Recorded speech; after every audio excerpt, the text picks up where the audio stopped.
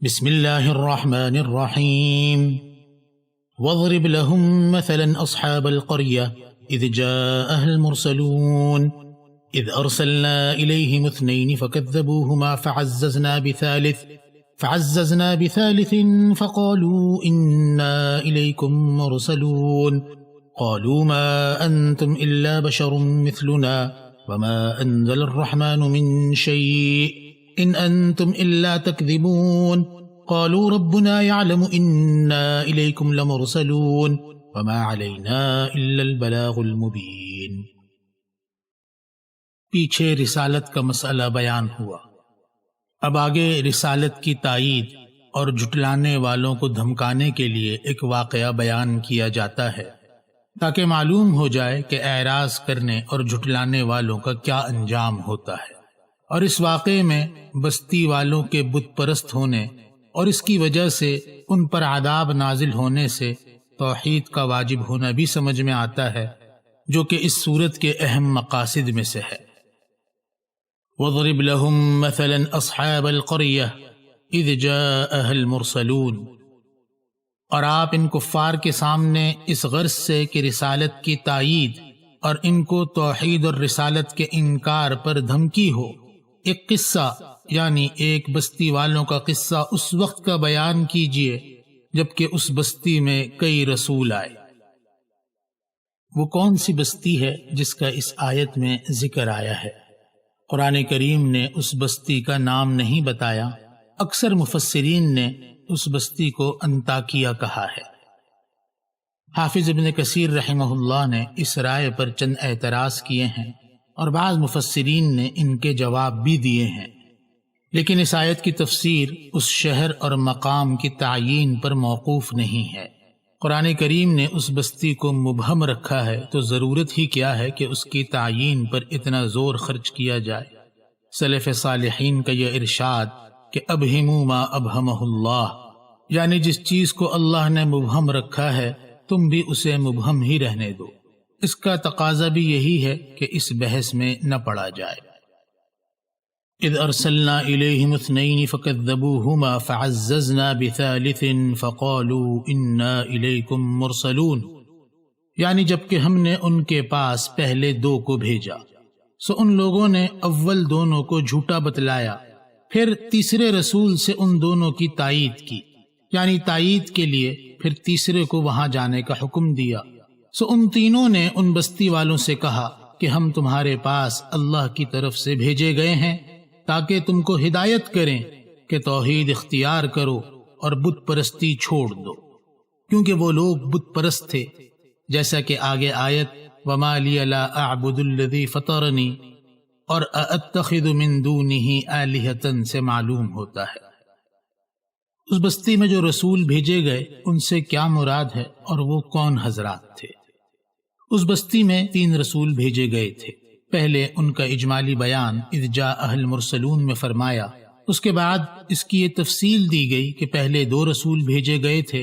بستی والوں نے انہیں جھٹلایا اور ان کی بات نہ مانی تو اللہ تعالی نے ان دونوں کی تائید اور تقویت کے لیے ایک تیسرا رسول بھیج دیا۔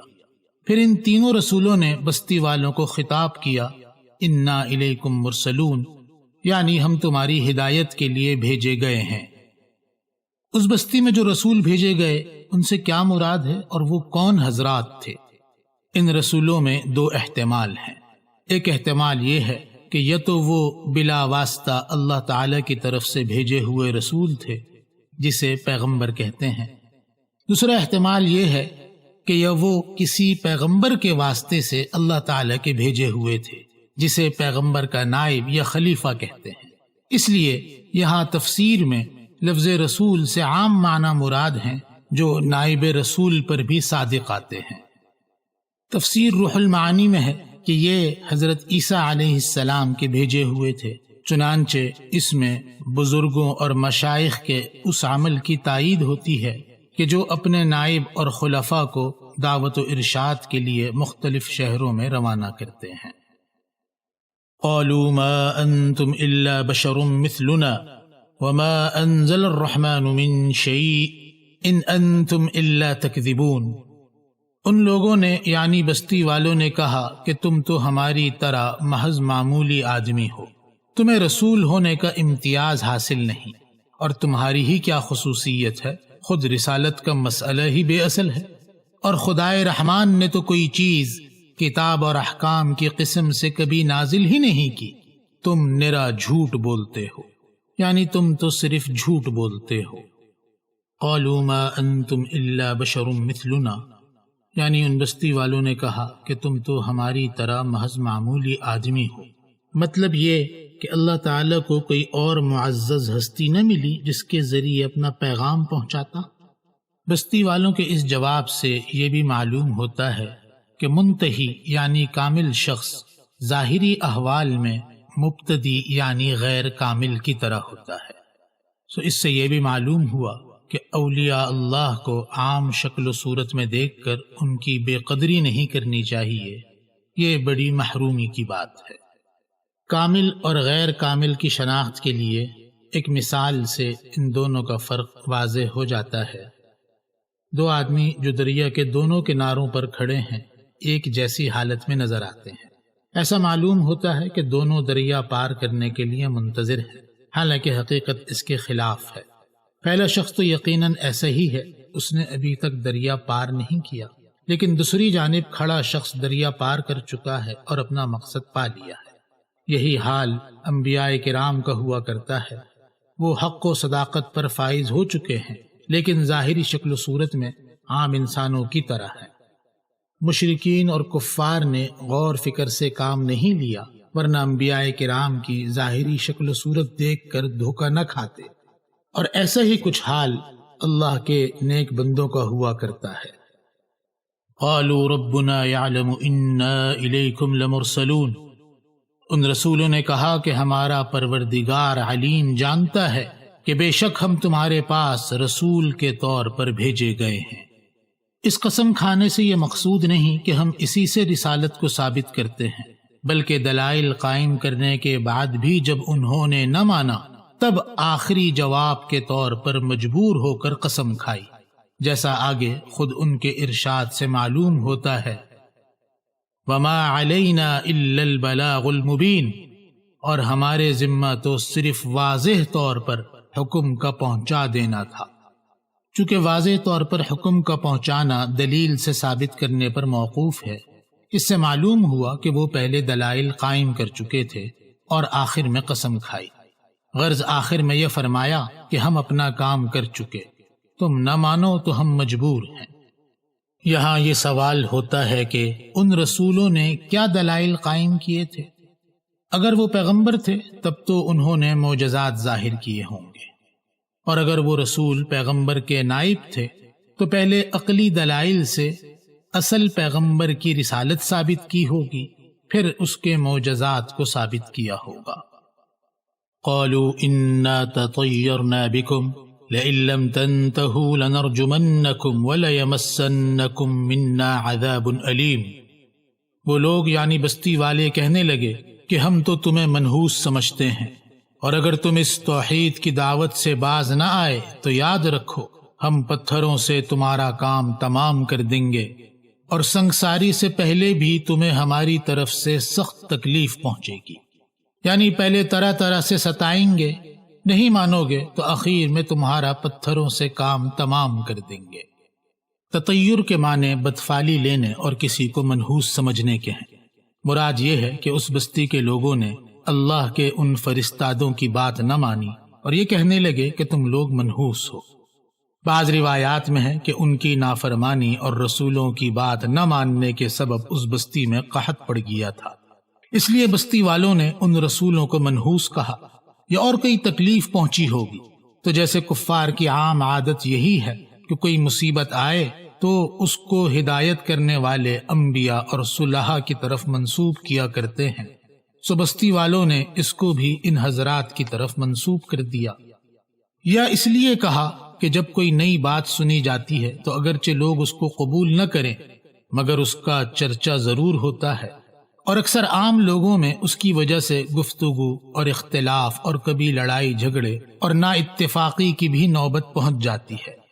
سو بستی والوں کا مطلب یہ ہوگا کہ تم نے تمام لوگوں میں ایک فتنہ جھگڑا ڈال دیا جس کی وجہ سے نقصان پہنچ رہا ہے، اور یہ نحوست ہے اور اس نحوست کا سبب تم ہو۔ علامہ آلوسی رحمہ اللہ نے لکھا ہے کہ جب بستی والوں نے ان رسولوں کو جھٹلایا اور انہیں دھمکایا تو اس بستی پر قحط اور جذام کا مرض مسلط ہو گیا۔ اس سے معلوم ہوا کہ مقبولین یعنی اہل اللہ کے انکار یا ان سے دشمنی کے وقت اللہ تعالی کی یہی عادت جاری رہی ہے۔ قالوا طائركم معكم أئن ذكرتم بل أنتم قوم مسرفون۔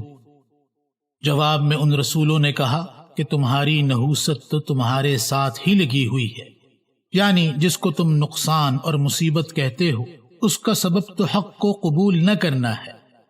اگر حق کو تم سب مل کر قبول کر لیتے تو نہ آپس میں اختلاف ہوتا اور نہ قحط کے عذاب میں مبتلا ہوتے۔ رہی بات یہ کہ ہمارے آنے سے پہلے تم لوگوں کا جو بت پرستی پر اتفاق تھا، تو ایسا اتفاق جو باطل پر ہو وہ خود فساد اور وبال ہے جسے چھوڑنا لازم ہے، اور ہمارے آنے سے پہلے قحط نہ ہونا تو وہ استدراج کے طور پر اللہ تعالی کی طرف سے دی ہوئی ڈھیل تھی۔ یہ اس وجہ سے تھا کہ اس وقت تک ان لوگوں پر حق واضح نہیں ہوا تھا، اور اللہ تعالی کا قانون ہے کہ حق کو واضح کرنے سے پہلے کسی کو عذاب نہیں دیتے، اور یہ ڈھیل یا حق کا واضح نہ ہونا بھی تمہاری ہی غفلت، جہالت اور شامت اعمال تھی۔ اس سے معلوم ہوا کہ ہر حال میں اس نحوست کا سبب خود تمہارا اپنا فعل ہے۔ اَإِن ذُكِّرْتُمْ، کیا تم اس کو نحوست سمجھتے ہو کہ تمہیں نصیحت کی جائے، بلکہ خوش قسمتی اور سعادت کا سبب ہے۔ بل انتم قوم مسرفون، بلکہ تم خود عقل اور شریعت کی حد سے نکل جانے والے لوگ ہو، لہذا شریعت کی مخالفت کی وجہ سے تم پر یہ نحوست آئی جو خود تمہارا اپنا فعل ہے، اور عقل کی مخالفت کی وجہ سے تم نے اس نحوست کا سبب غلط سمجھا۔ روح المعانی میں ہے کہ رسولوں کے جواب سے معلوم ہوتا ہے کہ قوم کی استعداد فاسد اور ناقص تھی، تبھی تو وہ حق بات نہ سمجھ سکے۔ مطلب یہ کہ جو لوگ اہل اللہ کی باتوں کو برا سمجھتے ہیں یا جھٹلاتے ہیں تو اس کی وجہ خود ان کی فطری صلاحیتوں کا بگاڑ اور فساد ہوتا ہے۔ مطلب یہ کہ جو لوگ اہل اللہ کی باتوں کو برا سمجھتے ہیں یا جھٹلاتے ہیں تو یہ ان لوگوں کی اپنی فطری صلاحیتوں کا فساد اور بگاڑ ہوتا ہے۔ وَجَاءَ مِنْ أَقْصَى الْمَدِينَةِ رَجُلٌ يَسْعَى قَالَ يَا قَوْمِ اتَّبِعُوا الْمُرْسَلِينَ۔ اور اس گفتگو کی خبر جب پھیلی تو ایک شخص جو مسلمان تھا اس شہر کے کسی دور مقام سے جو وہاں سے دور تھا، یہ خبر سن کر اپنی قوم کی خیرخواہی کے لیے کہ ان رسولوں کا وجود قوم کی فلاح تھا، یا ان رسولوں کی طرفداری کے لیے کہ کہیں یہ لوگ ان رسولوں کو قتل نہ کر دیں، جیسا کہ وہ لوگ سنگسار کرنے کی دھمکی بھی دے رہے تھے، دوڑتا ہوا یہاں آیا اور ان لوگوں سے کہنے لگا کہ اے میری قوم، ان رسولوں کی راہ پر چلو، اتبعوا من لا يسألكم اجرا وهم مهتدون، ضرور ایسے لوگوں کی راہ پر چلو جو تم سے اس ہدایت اور واعظ و نصیحت پر کوئی معاوضہ نہیں مانگتے اور وہ خود سیدھے راستے پر بھی ہیں۔ یعنی اتباع سے روکنے والی خود غرضی ہوتی ہے، سو وہ ان رسولوں میں نہیں ہے، اور اتباع کے لیے اس بات کی ضرورت ہوتی ہے کہ جس کی پیروی اور اتباع کی جائے وہ خود ہدایت یعنی راہ راست پر ہو۔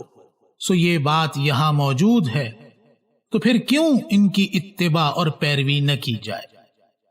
وَمَا لِيَ لَا أَعْبُدُ الَّذِي فَطَرَنِي وَإِلَيْهِ تُرْجَعُونَ، اور آخر میرے پاس کون سا عذر ہے کہ میں اس معبود کی عبادت نہ کروں جس نے مجھے پیدا کیا، جو کہ عبادت کے مستحق ہونے کی ایک دلیل ہے، اور تم سب کو اسی کے پاس لوٹ کر جانا ہے۔ اس لیے دانش مندی کا تقاضا یہ ہے کہ اس کے رسولوں کی اتباع کرو۔ اس نے ایک مسلمان آدمی نے یہ بات اپنے اوپر رکھ کر اس لیے کہی تاکہ مخاطبین یعنی سننے والی قوم کو اشتعال نہ ہو، کیونکہ اشتعال غور و فکر اور تدبر میں رکاوٹ بن جاتا ہے۔ اصل مطلب یہی ہے کہ تمہیں ایک اللہ کی عبادت کرنے میں کون سا عذر ہے۔ دعوت و تبلیغ میں اپنے اوپر بات رکھ کر کلام کرنا تلطف کہلاتا ہے، اور مخلص مصلحین کا یہی طرز ہوا کرتا ہے۔ یہاں تک تو اس بات کا بیان تھا کہ حق تعالی عبادت کے مستحق ہیں، اب آگے اس بات کا بیان ہے کہ یہ من گھڑت باطل معبود عبادت کے مستحق نہیں۔ چنانچہ ارشاد ہے أَأَتَّخِذُ مِن دُونِهِ آلِهَةً إِن يُرِدْنِ الرَّحْمَنُ بِضُرٍّ لَا تُغْنِ عَنِّي شَفَاعَتُهُمْ شَيْئًا وَلَا يُنْقِذُونَ۔ کیا میں خدا کو چھوڑ کر اور ایسے معبود قرار دے لوں جن کی عاجزی اور بے بسی کی کیفیت یہ ہے کہ اگر خدائے رحمان مجھے تکلیف پہنچانا چاہے تو نہ ان معبودوں کی سفارش میرے کام آئے گی، اور نہ وہ مجھے خود اپنی قدرت اور زور سے اس تکلیف سے چھڑا سکے۔ یعنی نہ وہ خود قادر ہیں، نہ خدا تعالی تک واسطہ سفارش بن سکتے ہیں، کیونکہ اول تو جمادات یعنی پتھر کے بتوں میں سفارش کی قابلیت اور اہلیت ہی نہیں، دوسرے سفارش وہی کر سکتے ہیں جنہیں اللہ کی طرف سے اجازت ہو، اور کفار کے لیے سفارش کی اجازت نہیں۔ انی اذا لفی ضلال مبین، اور اگر میں ایسا کروں تو صریح یعنی کھلی گمراہی میں جا پڑا۔ یہ بھی اپنے اوپر رکھ کر دوسروں کو سنانا ہے۔ انی آمنت بربکم فاسمعون، میں تو تمہارے پروردگار پر ایمان لا چکا، سو تم بھی میری بات سن لو اور ایمان لے آؤ۔ قوم والوں پر کچھ اثر نہ ہوا، بلکہ اس نے ایک مسلمان آدمی کو پتھروں سے یا آگ میں ڈال کر یا گلا گھونٹ کر شہید کر ڈالا۔ چنانچہ شہید ہوتے ہی اسے اللہ تعالی کی طرف سے خوشخبری دی گئی، قیل ادخل الجنہ قال یا لیت قومی یعلمون بما غفر لی ربی وجعلنی من المکرمین۔ ارشاد ہوا کہ جاؤ جنت میں داخل ہو جاؤ، اور اس وقت بھی اسے اپنی قوم کی فکر ہوئی، کہنے لگا کہ کاش میری قوم کو یہ بات معلوم ہو جاتی کہ میرے پروردگار نے ایمان اور رسولوں کی پیروی اور اتباع کی برکت سے مجھے بخش دیا اور مجھے عزت داروں میں شامل کر دیا، تو میری اس حالت کو معلوم کر کے قوم والے بھی ایمان لے آتے تو اسی طرح وہ بھی بخش دیے جاتے اور عزت والوں میں شامل ہو جاتے۔ یعنی اس شخص کو جو گوشے شہر سے رسولوں پر ایمان لانے کی تلقین کے لیے آیا تھا، اسے کہا گیا کہ جنت میں داخل ہو جاؤ۔ یہاں یہ سوال ہوتا ہے کہ اس شخص سے ابھی سے کیسے کہہ دیا گیا کہ جنت میں داخل ہو جاؤ، جبکہ جنت میں داخل ہونا تو قیامت اور حساب کتاب کے بعد ہوگا۔ ظاہر یہ ہے کہ یہ خطاب کسی فرشتے کے ذریعے ہوا ہے کہ جنت میں چلے جاؤ، اور جنت میں داخل ہونے سے مراد یہ خوشخبری دینا ہے کہ جنت تمہارا مقام متعین ہو چکا ہے، جو اپنے وقت پر حشر و نشر کے بعد حاصل ہوگا، اور یہ بھی بعید نہیں کہ انہیں ان کا جنت کا مقام اس وقت دکھلا دیا گیا ہو۔ اس کے علاوہ عالم برزخ میں بھی اہل جنت کو جنت کے پھل پھول اور راحت کی چیزیں ملتی ہیں، اس لیے ان کا عالم برزخ میں پہنچنا ایک حیثیت سے جنت ہی میں داخل ہونا ہے۔ قرآن کریم کے اس لفظ سے کہ اس کو کہا گیا کہ جنت میں داخل ہو جا، اس کی طرف اشارہ ہے کہ اس شخص کو شہید کر دیا گیا تھا، کیونکہ دخول جنت یا آثار جنت کا مشاہدہ موت کے بعد ہی ہو سکتا ہے۔ مطلب یہ کہ اگر اس سے مراد یہ ہے کہ فوری طور پر اسی وقت جنت میں داخل ہونا مراد ہے، تو جنت کے متصل جنت سے ملتا جلتا کوئی خاص مقام ہوگا، کیونکہ جنت میں داخل ہونے کے بعد پھر اس سے نکلنا نہیں ہو سکتا، اور حشر و نشر اور حساب و کتاب یقیناً جنت سے باہر ہے جس میں تمام مخلوق حاضر ہوگی۔ اور اگر اس سے مقصود محض خوشخبری سنانا ہے کہ تم معین وقت پر جنت میں داخل ہونے کے مستحق ہو، تو اس صورت میں خود جنت مراد لینا بھی صحیح ہے۔ وما انزلنا على قومه من بعده من جند من السماء وما كنا منزلين، اور جب ان بستی والوں نے رسولوں اور رسولوں کی پیروی کرنے والوں کے ساتھ یہ معاملہ کیا تو ہم نے ان سے انتقام لیا، اور انتقام لینے کے لیے ہم نے اس شہید شخص کی قوم پر اس کی شہادت کے بعد فرشتوں کا کوئی لشکر آسمان سے نہیں اتارا اور نہ ہم کو اتارنے کی ضرورت تھی، کیونکہ انہیں ہلاک کرنے کے لیے کسی بڑی فوج اور جماعت کی ضرورت نہ تھی۔ ان كانت الا صيحة واحدة فاذا هم خامدون، بلکہ وہ سزا بس ایک سخت آواز تھی جو جبرائیل علیہ السلام نے یا کسی اور فرشتے نے کر دی ہو، اور وہ سب اسی دم اس سے بجھ کر یعنی مر کر رہ گئے۔ یعنی اس قوم کو عذاب میں پکڑنے کے لیے ہمیں آسمان سے کوئی فرشتوں کا لشکر بھیجنا نہیں پڑا، اور نہ ایسا لشکر بھیجنا ہمارا دستور ہے۔ اس پر یہ شبہ ہوتا ہے کہ قرآن کریم میں دوسرے مقام پر ہے کہ غزوہ بدر اور غزوہ حنین میں تو اللہ تعالی نے فرشتے بھیجے تھے، تو ان دونوں باتوں میں بظاہر تعارض محسوس ہوتا ہے۔ جواب یہ ہے کہ یہاں اس آیت میں فرشتوں کے محتاج ہونے کی نفی کرنا مقصود ہے۔ مطلب یہ ہے کہ ہماری حکمت اور مصلحت اس بات کا تقاضا نہیں کرتی کہ کسی قوم کے ہلاک کرنے کے لیے آسمان سے فرشتوں کا کوئی لشکر اتارے، اور نہ ہمیں اس کی ضرورت تھی۔ گزشتہ قوموں نے جب خدا کی نافرمانی کی اور پیغمبروں کا مقابلہ کیا تو اللہ تعالی نے کسی قوم کو ہوا سے تباہ کیا، کسی پر پتھر برسائے، کسی کو سخت آواز نے پکڑا، کسی کو زمین میں دھنسایا اور کسی کو دریا میں غرق کیا۔ غرض یہ کہ گزشتہ قومیں اس طرح ہلاک کی گئیں۔ ان کے ہلاک کرنے کے لیے آسمان سے فرشتوں کا کوئی لشکر نازل نہیں کیا گیا۔ یہاں یہ مطلب ہرگز نہیں ہے کہ دوسری حکمتوں کی وجہ سے بھی فرشتوں کا نزول نہ ہوگا۔ سو ممکن ہے کہ یہاں اس بستی والے واقعے میں فرشتوں کے نازل ہونے کا کسی حکمت کی وجہ سے تقاضا نہ ہو، اور غزوہ بدر اور غزوہ حنین میں فرشتوں کے نازل ہونے کا تقاضا ہو۔ باقی اللہ تعالی کو فرشتوں کی محتاجگی تو کسی وقت بھی نہ تھی۔ دوسری بات یہ کہ غزوہ بدر اور غزوہ حنین یا غزوہ احزاب میں فرشتوں کے جو لشکر اتارے گئے، اس سے حضرت صلی اللہ علیہ وسلم کا اعزاز اور اکرام مقصود تھا، یا آپ صلی اللہ علیہ وسلم کی عظمت شان اور جلالت قدر کے اظہار کے لیے فرشتوں کے لشکر اتارے گئے۔ نیز یہ معاملہ صحابہ کرام کی دل جوئی اور ان کی قدر افزائی کے لیے تھا، ورنہ ابو جہل کا لشکر ہلاک کرنے کے لیے فرشتوں کے لشکر کی ضرورت نہ تھی۔ غرض یہ کہ غزوہ بدر اور غزوہ حنین میں فرشتوں کا لشکر اتارنا محض حضرت صلی اللہ علیہ وسلم کے شرف اور کرامت اور جلالت شان کو ظاہر کرنے کے لیے، اور صحابہ کرام کی بشارت اور ان کی سکینت اور اطمینان کے لیے تھا،